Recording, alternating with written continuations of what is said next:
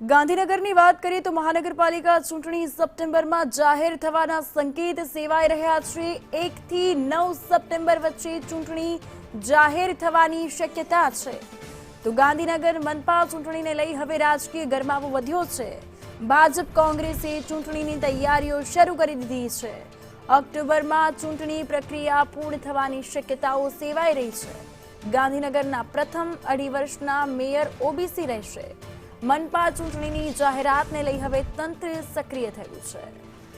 તો 1 થી 9 સપ્ટેમ્બર વચ્ચે ચૂંટણી યોજાઈ શકે તેવી શક્યતા। આ સાથે આજ મુદ્દે વધુ અપડેટ્સ માટે અમારા સંવાદદાતા હિરન રાવલ લાઈવ જોડાઈ ગયા છે। હિરન, ચૂંટણી આગામી દિવસોમાં યોજાઈ શકે તેવી શક્યતા છે અને ભાજપ અને કોંગ્રેસ બંને તૈયારીઓને આખરી ઓપ આપવાની શરૂ કરી દીધી છે। શું અપડેટ્સ?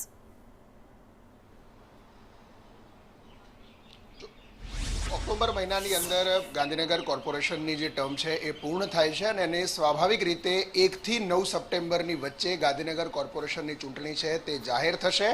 એમાં પણ 4 તારીખે કેન્દ્રીય ગૃહ અને સહકારિતા મંત્રી અને લોકસભાના સાંસદ અમિત શાહનો ગુજરાત પ્રવાસ પૂરો થાય એની સાથે તરત જ એટલે કે 6ઠ્ઠી અથવા તો 7મી તારીખે આ ચૂંટણી જાહેર થવાની પ્રબળ સંભાવનાઓ અત્યારે જોવામાં આવી રહી છે।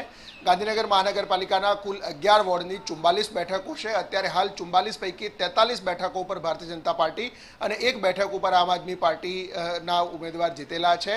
એટલે સંપૂર્ણ સ્પષ્ટ બહુમતી ભારતીય જનતા પાર્ટીની છે અને આ ચૂંટણીઓની તૈયારીઓ ઓલરેડી શરૂ કરી દેવામાં આવી છે।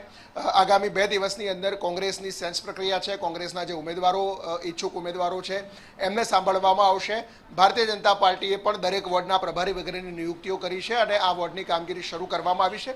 સ્વાભાવિક રીતે 20 થી 25 દિવસ સમયગાળો છે એ આચારસંહિતાનો મળશે। એટલે કે જો 9 તારીખ પહેલા 7 કે 8 તારીખે આ ચૂંટણી જાહેર થાય છે તો ઓક્ટોબર મહિનાની એકદમ શરૂઆતના દિવસોમાં અથવા તો સપ્ટેમ્બરની એન્ડિંગની અંદર મતદાન રજાના દિવસે યોજાય તે પ્રકારની સંપૂર્ણ સંભાવનાઓ અત્યારે જોવામાં આવી રહી છે। ગાંધીનગરનો મેયર પદ જોઈએ તો ઓબીસી પદ અનામત મેયર માટે આ વખતે રાખવામાં આવ્યું છે ને એના આધારે 2.5 વર્ષ પ્રથમ ઓબીસી મેયર રહેશે।